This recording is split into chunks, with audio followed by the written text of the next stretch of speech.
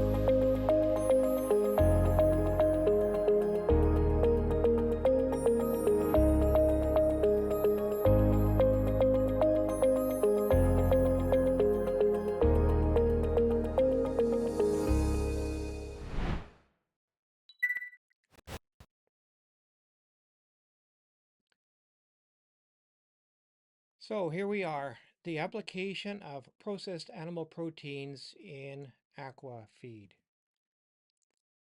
So the first thing I want to say is that nutrients matter. In aquaculture feeds, we have this tendency to believe that fish meal is the best ingredient by far, but in fact, there is no single feed ingredient that is more significant than any other because animals need nutrients and energy, not specific raw materials.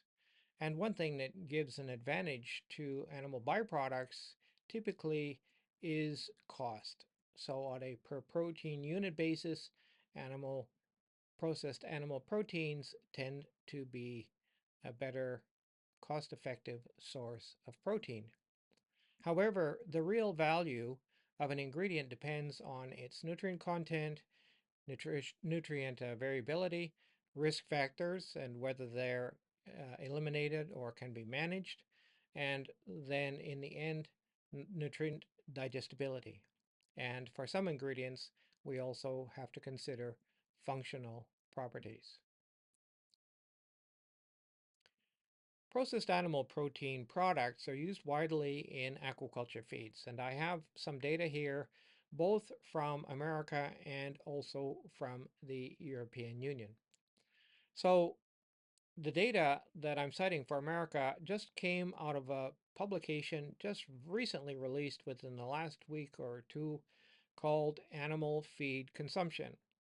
And so this is a very deep, granular source of information showing all of the animal feed production statistics, showing a breakdown state by state, and showing at both the national and also the state level the breakdown of ingredients used in the production of those feeds. So we see a lot of data here relating to animal byproducts. And most of the fish feed in America is produced in actually only 5 states. And primarily they are the southern catfish farming states. So what we see here is that the 2019 aquafeed production was 517,000 tons, and in 2023 it was slightly higher at 558,600 metric tons. And they note that in that 558,600 metric tons that there was estimated to be 33,600 tons of animal byproducts used, or about 6% of the ingredients used to make that volume of feed consisted of animal byproducts. Now, the European Union, on the other hand, has a much larger aqua feed industry because it has a lot more aquaculture. I have some statistics here. We see that in 2022, total fish production was approximately 15.6 million metric tons, and Norwegian salmon production alone was 1.6 million metric tons, and total aquafeed production was 4.6 million metric tons. So to see the use of processed animal proteins of 213,000 tons in 4.6 million metric tons is quite a reasonable volume, about 5 times more than the American production of feed. So the value of processed animal proteins in aquafeeds, and this is more or less my agenda for today's talk. So the value of processed animal proteins in aquafeeds, one, there's a lot of meat processing and a lot of waste products coming out of those meat processing plants. And so this has large volumes and it's easily available. There's lots of producers both in America and also in Europe. These processed animal proteins have valuable nutritional content, and it's often at a cheaper price than traditional marine products. We have a minimal anti-nutritional factors compared with the typical kinds of problems we face with such factors in plant proteins. For example, phytic acid in soy, rapeseed, and other things like tannins and glucosinolates, and so on. We have manageable risk factors. And then we have ingredient quality, and then we can look just briefly at the circular economy, which is an environmental benefit. So nutrients matter, and processed animal proteins, as well as any other high protein sourced ingredient, provides essential and non-essential amino acids. But one thing I want to point out in particular that comes only from animal products is the essential, non-essential amino acid taurine. So taurine has been proven to be an essential amino acid for marine fish, and it has now been recommended that in feeds for even fish like tilapia, if you have very low animal protein, low fish meal, and high plant protein feeds, recommended to add some taurine, because taurine is involved in the transport of substances into the mitochondria and is intimately involved with magnesium and the generation of ATP in mitochondria. So this we always get from our animal products. We have essential lipids coming from the PAPs. We have some omega-6 and some omega-3s. We have fats, both saturated and monounsaturated, which can be used as energy sources. In our fats from these products, we have cholesterol, and cholesterol is an absolutely necessary nutrient for crustaceans. And then finally, we have vitamins and minerals. And among the minerals, we often have bone, and the bone contains large amounts of calcium and phosphorus. So modern factories, we have our ISO programs, we have our GMP programs, we probably also have an HACCP program, and our governments are concerned about food and feed safety.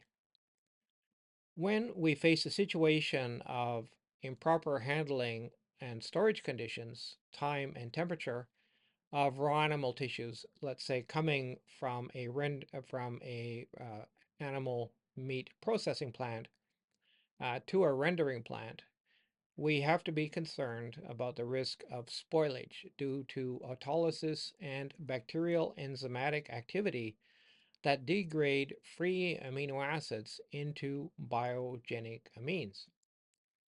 And so here we have our list of precursor amino acids. So arginine, lysine, phenylalanine, histidine, tryptophan, these are all essential amino acids. And when they are broken down, then they turn into these substances. So we have the best known, we have cadaverine and putrescine, and then we have tyramine, and we have histamine and tryptamine. Now, the thing is, when these amino acids have been broken into these biogenic amines, it means that they are no longer available as essential amino acids for any other function in the animal. So it is something that we test for regularly in most feed mills, and the relevant ingredient specification we're looking for is a test called TVN, total volatile nitrogen, or total volatile basic nitrogen. And generally, the lower the values we can get is indicative of the freshness of the raw material that was used to make our animal byproduct meal. The next issue with food and feed safety is to minimize the risk of disease transmission. All processed animal proteins require sterilization with high heat at some point in their processing. So sometimes rather than just really drying and cooking the materials very hot, sometimes the products are dried at a lower temperature and then they are subject to a short-term high temperature uh, sterilization process, similar to what we use in pasteurization. So this data here, incidence of salmonella in feed ingredients, we can see that Netherlands, Germany, and also the United Kingdom, or in other words, the states in Europe, are doing rather well with their animal proteins. The incidence of salmonella, 3%, 6%, 6%. It indicates that there's a lot of control and people care to keep those numbers down. Where when we look at the United States, the number is an astonishingly high 56% of animal proteins are found to be contaminated with salmonella. So when we talk about sterilization, we also have to consider that there is still a risk of post-production contamination from packing, transport, and storage after sterilization. Now, I just wanted to show you one group of pictures here. This was on a processing plant audit that I was privileged to take with a number of other people from the Thai feed industry and also some people from the Department of Livestock Development, who are the auditors of and regulatory agency for the importation of feed ingredients. So what we see in the upper left here is that there is a bin that is full of animal processing material, and this bottom picture shows you what that product looks like. Now note that after the product has been loaded in, the doors to those things are closed, and so this then is able to keep away things like insects, but more importantly, these can be temperature controlled, and then the material is slowly fed into the processing. Now, this is supposed to be the dirty end of a rendering plant. And yet, just look how clean it is. And I'm quite sure that it's not clean simply because it was our day to visit. So let's go into more detail about processed animal proteins. We have a wide range of products to suit every formulation for every species. Here on this page, we can see livestock meals for bovine and swine provide high protein meat meal, meat and bone meals, meat meals, reduced ash, which is one of my favorite products. We have blood meal, and in the case of aquafeeds, in order to obtain the highest digestibility, we typically want to find low temperature spray dried product. And then we have hemoglobin powder. It's a bit expensive. Not much is used in aquafeed. We have hydrolyzed animal protein. So these are basically very fine powder products, and they provide not only a lot of protein, they can act as attractants, and they also have functional properties. They tend to be very sticky when wet, and they have some binding capacity.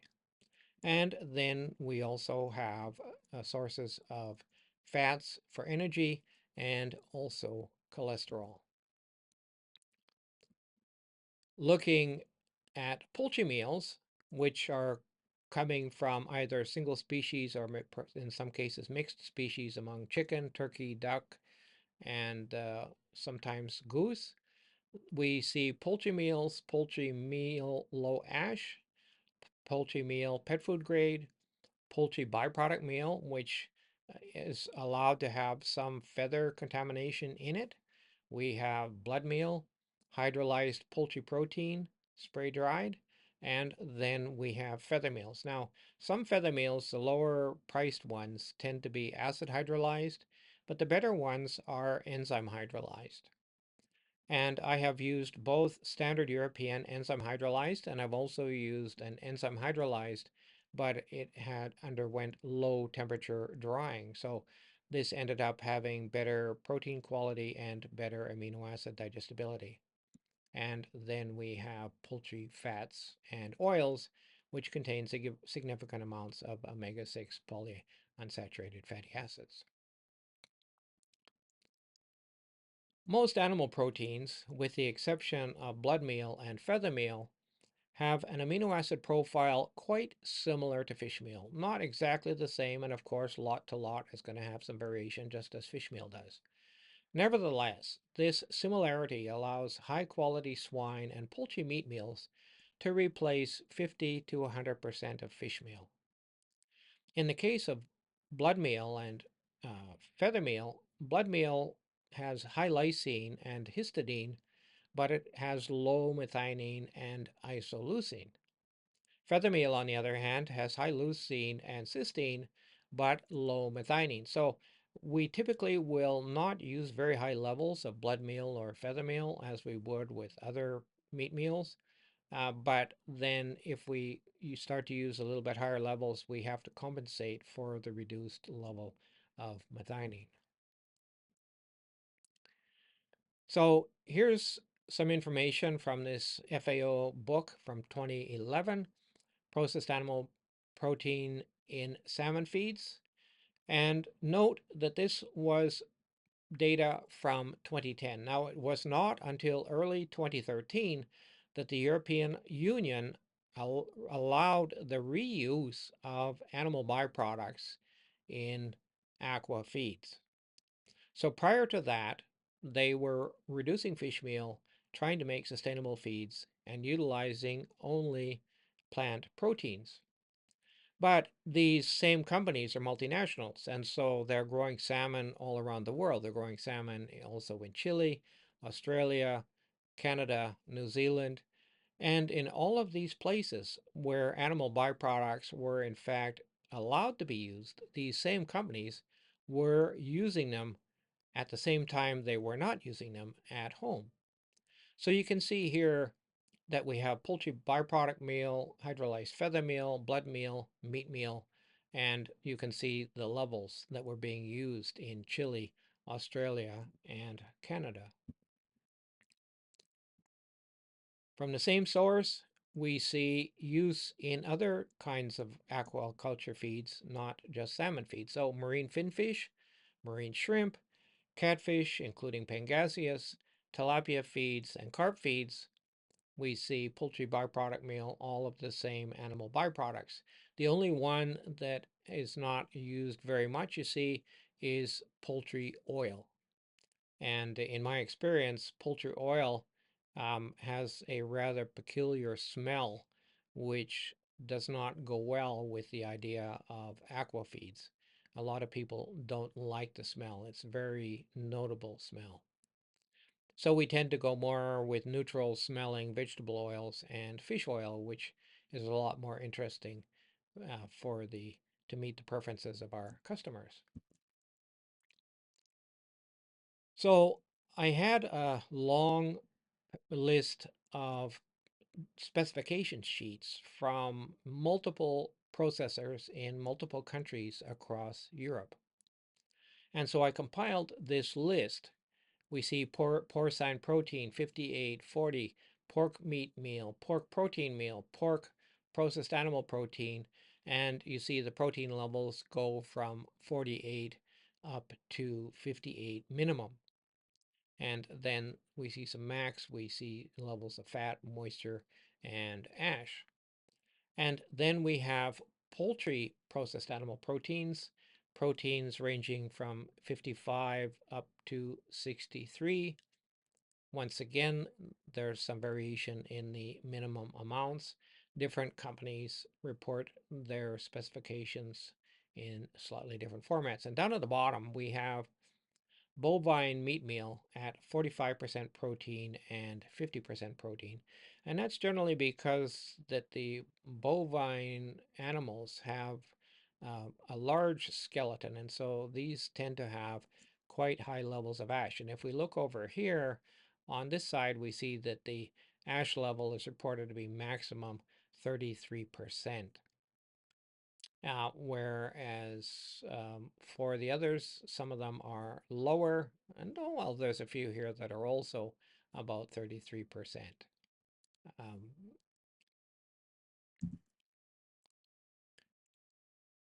And then the final class of processed animal proteins from Europe are the blood meals. So we have the porcine blood meal and we have hydrolyzed feather meal. And there's some variability between different processors and these product specifications. So as far as the nutritional content, I don't worry a whole lot about the quality of the protein, of the amino acids, and so on. But there are two things that I am concerned about. One is overcooking. Now, we can often tell by the color and sometimes by the smell of an animal protein product. But if we see indications of dark coloration and so on, we might be suspicious that it might be overcooked, in which case we might see lower digestibility in general. And then we might also see a possibility of low available lysine. And then the other thing that I'm concerned about, and that is total ash and bone ash content, particularly in relation to phosphorus content. Now, due to strong European regulations and controls, there are some other things that I have lesser concerns with from Europe, but I would worry more coming from Asia or maybe coming from America. And that is the incidence of PAPs, persistent organic pollutants, polyaromatic hydrocarbons, which are coming from the way in which the animal byproducts are processed. It's related to burning fossil fuels in production processes. Also, heavy metals, but the EU is very strong on food safety and surveillance for heavy metals. And then for a number of years, Europe has been very strongly controlling the use of antibiotics and banning the use of antibiotics as prophylactics to improve growth rates. which is something that America still allows.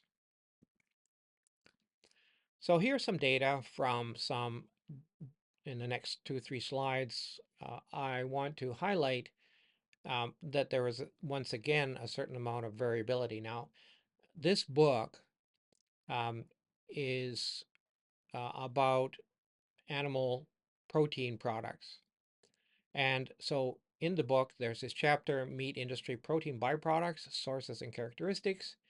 And they have scoured books, references, scientific published papers, and so on, and come up with this list. But it's a very broad list of ingredients that they've incorporated into these tables. And so what we can see is that, for example, for meat and bone meals, they're talking about protein of 49.5% up to 59.5%. And we see for hydrolyzed feather meal from 81% up to 92%. So the thing is that down at the bottom here, they also refer to color. Now, this is an important thing, as I mentioned, in order to be able to judge whether a material may or may not be overcooked. So we see blood meals and meat and bone meals. They've actually measured them using the LAB scale, and they've given us these values on these products. This is a very interesting paper. So this is nutritional quality and variation of meat and bone meal based on 94 samples of meat and bone meal from New Zealand. And if I remember correctly, of these 94, more than 80 were actually coming from rendering plants, and a few of the samples were obtained from feed mills. So when I'm interested in judging the variability of the animal byproducts, then I'm going to be looking at CV, or the coefficient of variation. And so I've highlighted here the coefficient of variation on the basic nutritional components. And then on the right-hand side over there, we also have the CV values for some of the essential amino acids. So what we look for when we're talking about a CV from the perspective of statistical analysis, we want to see a CV below 10. If a CV is above 15, sometimes this indicates that maybe something needs to be improved. But due to the variability of agricultural products, whether we're talking about animal byproducts like these, or whether we're talking about terrestrial plants, or soybean meal, or other ingredients like that, um, there's a lot of variability that really cannot be controlled. It's due to the weather, it's due to rainfall, it's due to many different factors. And so we do expect a certain amount of variability.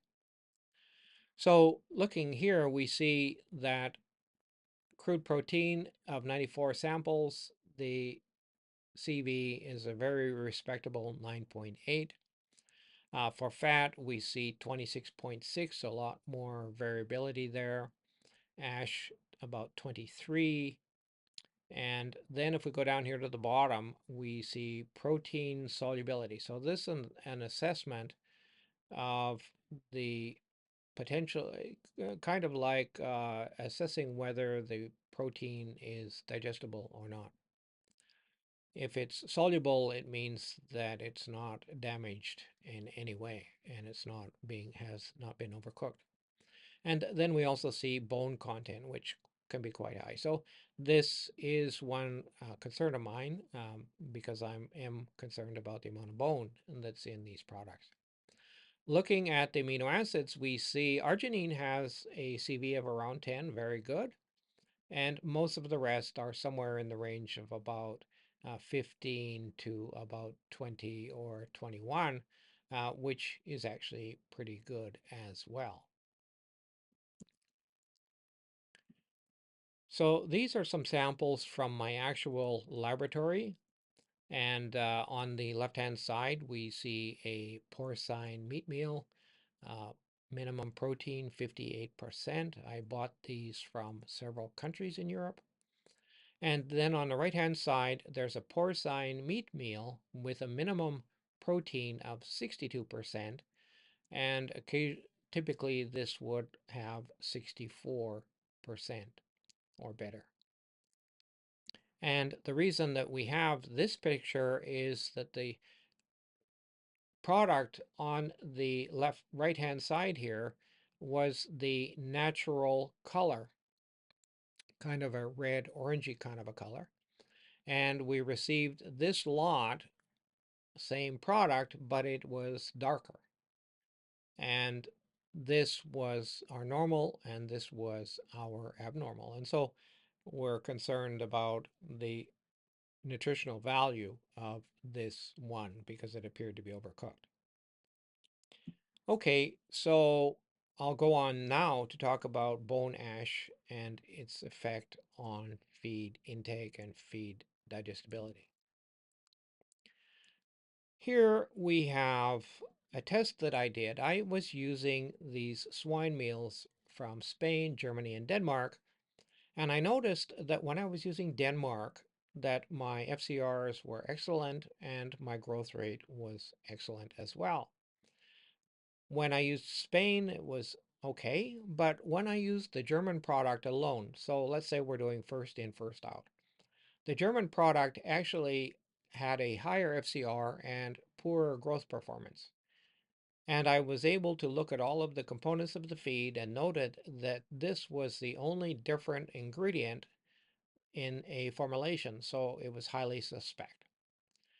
But when I investigated some other characteristics, I could not find any reason to explain this. So what I chose to do was to conduct a live animal test with tilapia in tanks, as you see there on the left.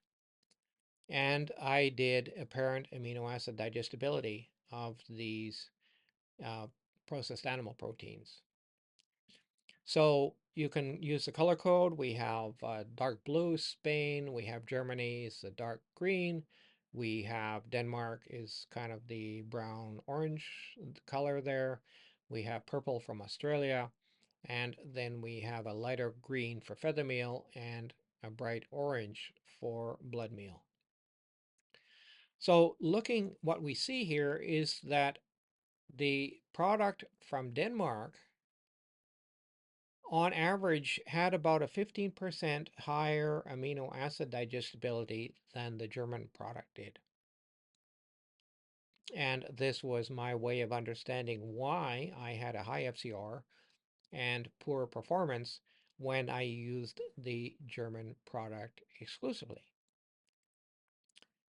The only thing that was kind of an anomaly here was that even with all of these green bars showing you that the amino acid digestibility of the German product was lower, lysine seemed to me abnormally high, and it made me wonder whether some lysine had been blended in to resolve the issue of low available lysine.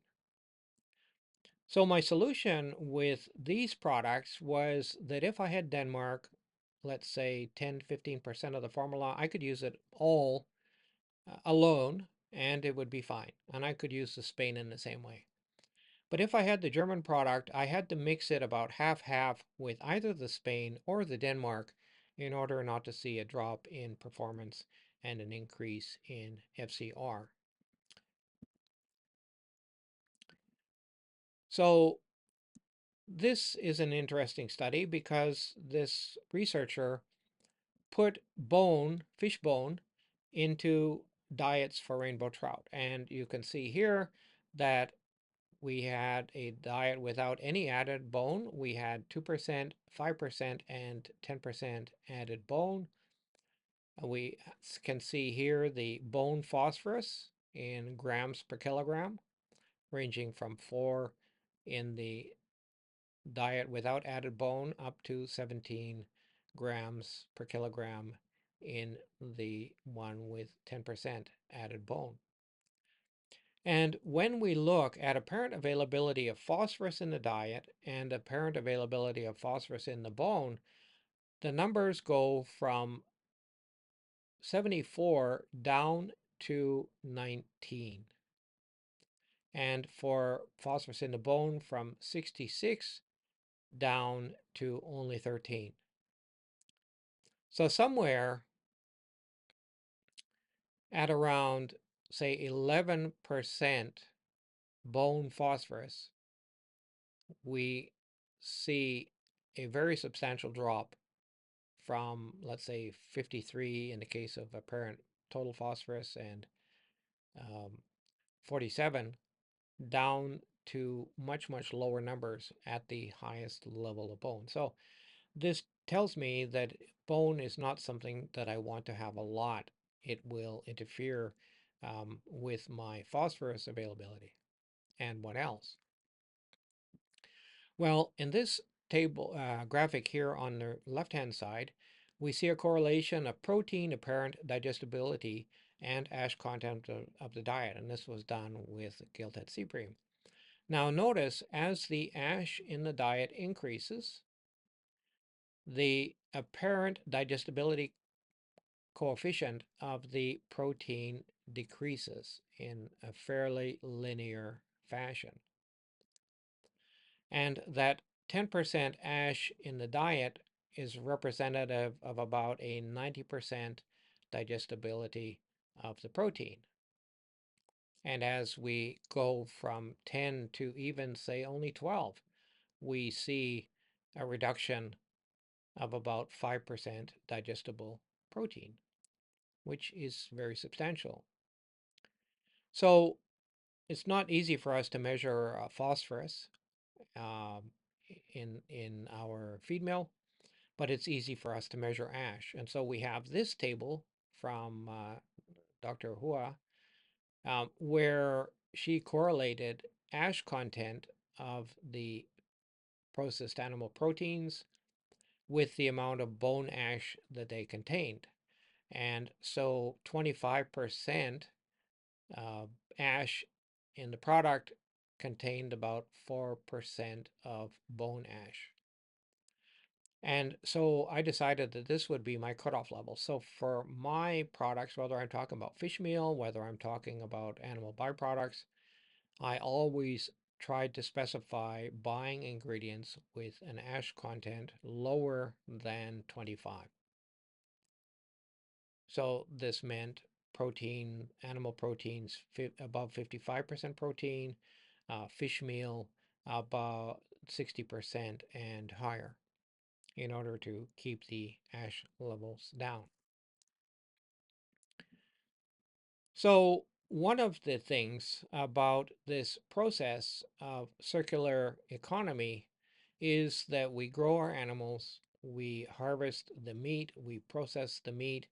We have at least 50% of the animals are typically not edible or not considered edible in Europe. Of course, here in Asia, we eat almost everything. So it's one of the reasons why we don't produce much animal byproducts in Asia, because there's nothing left. We eat it all. But in the Western markets, you have all of this remaining product that is going to have to be used in some way or another. And so we have our processing, we recover it, and it's better for us to use these products, render them, and turn them into animal proteins rather than composting them or turning them into landfill.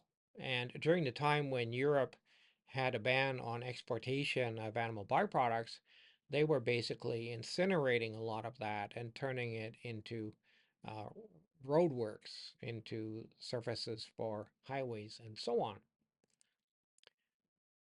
Europe still abides by the idea that you should not feed the same species to itself. And so you can feed chicken to pigs and you can feed pigs to chickens. Fortunately for us, you can feed either everything from chickens or everything from pigs to aquatic species. And this animal meat processing, this circular recycling into feed ingredients and then into new feed is very environmentally friendly. And we actually give the entire meat industry uh, an excellent service in taking all of these products and reusing them. So my concluding statement is that use of animal byproducts for aquafeeds will increase. And this is from this FAO report. And I quote, total direct usage of terrestrial animal byproduct meals and oils within compound aquafeed is at present only between 150,000 metric tons and 300,000 metric tons, or less than 1% of total global compound aquafeed production. Now, we saw in America that it was about 6%, but that's America. In places where animal byproducts are readily available, the usage will be higher. Uh, but in other places, they might have to import them from either Europe or America or from South America, for example, Argentina or Brazil. So clearly, there is considerable room for further growth and expansion, and aquaculture can absorb a lot more animal byproducts than they are currently using. So to conclude, if you're interested in learning more about animal byproducts in aquafeeds for fish, then I have a number of papers here that I've pulled up the titles with. These QR codes can be scanned. All of these papers can be downloaded if you choose to read them. The one in the lower right, in the blue, the nutritive value of processed animal proteins to different aquaculture species. This is a talk that was given at an FPRA meeting in 2013 in Prague, Czech Republic by Dr. Dominic Bureau from the University of Guelph in Canada. He has done a lot of work with processed animal proteins for different aquaculture species. So this is a talk I really recommend you download. If, on the other hand, you're interested in using processed animal products in shrimp, then here are a number of papers talking about using processed animal proteins, mostly in feeds for Penaeus venami, but there's one paper here using Penaeus monodon. So that's the end of my talk, and I just want to say that you can find me, of course, here on YouTube. You can find me also on X. I post in LinkedIn, and soon to be also available on Apple Podcasts. So thank you very much for watching